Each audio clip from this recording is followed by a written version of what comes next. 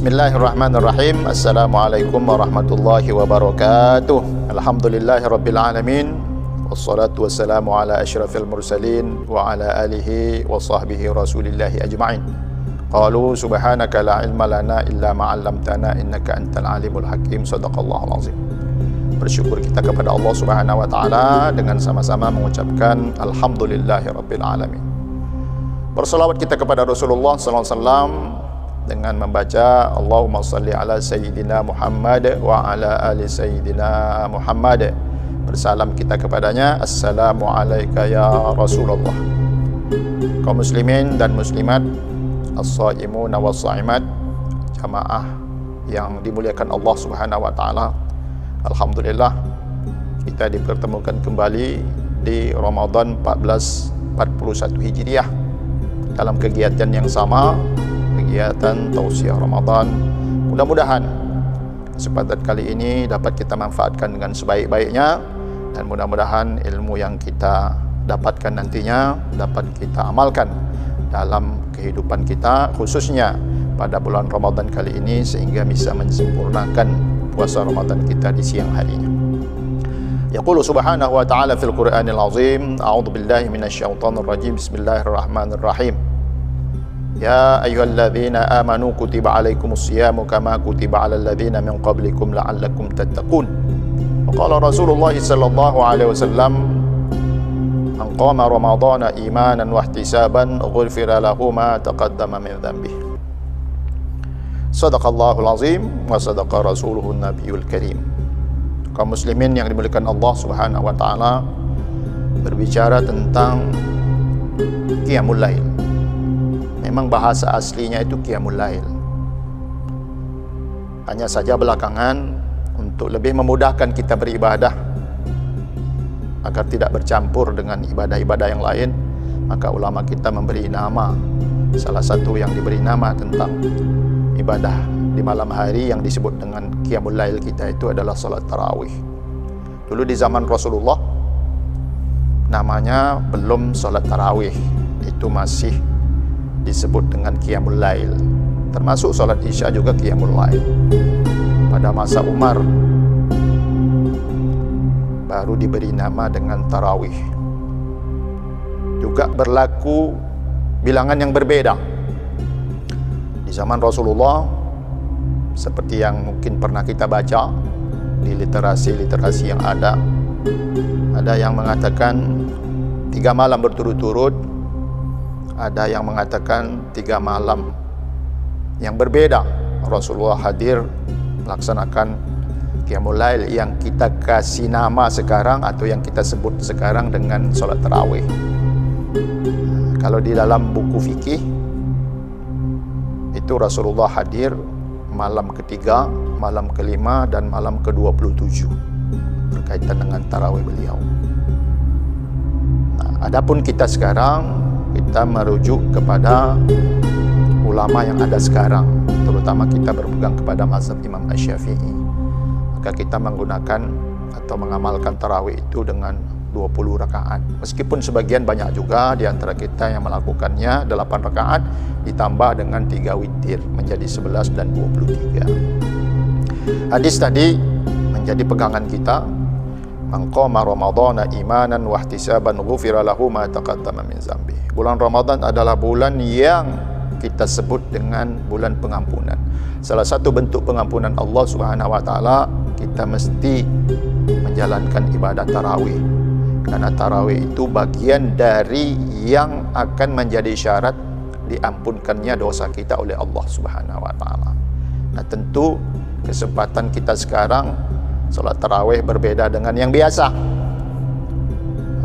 Dulu kita tarawih dengan kaum muslimin, sekarang kita tarawih dengan keluarga.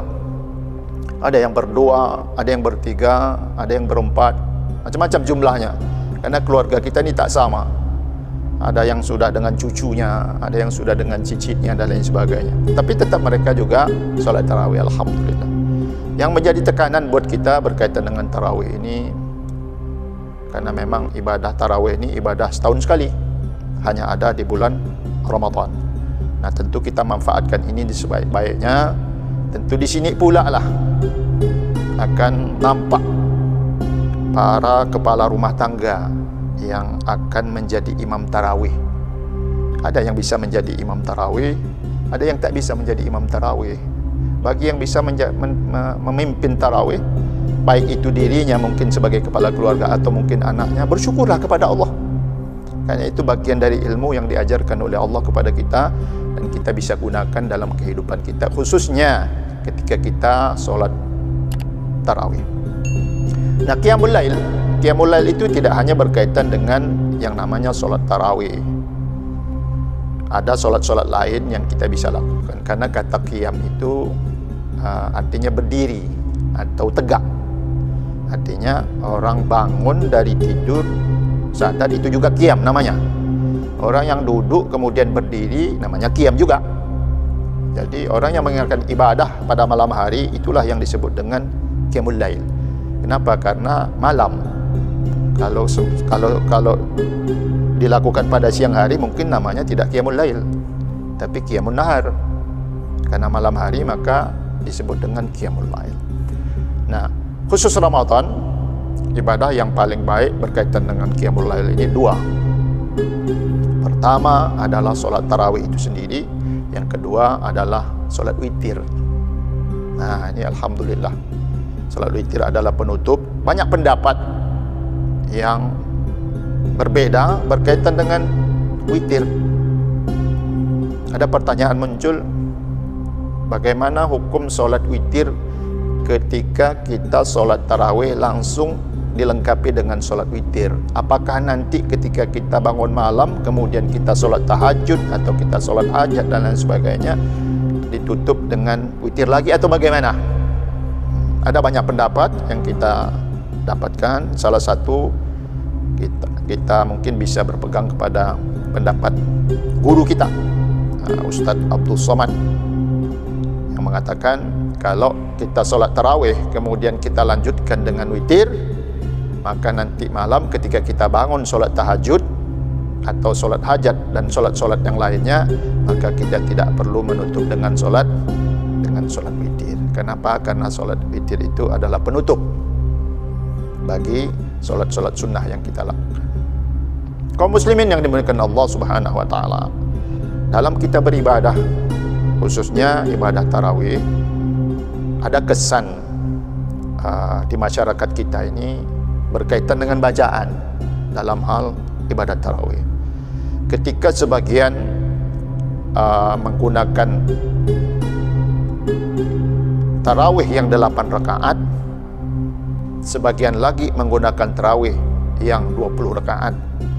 Ada beda bacaan. Dulu di zaman Rasulullah, solat tarawih itu dilakukan 8 rakaat, yang dilihat oleh para sahabat itu menggunakan ayat yang panjang-panjang karena rakaatnya sedikit. Nah, alhamdulillah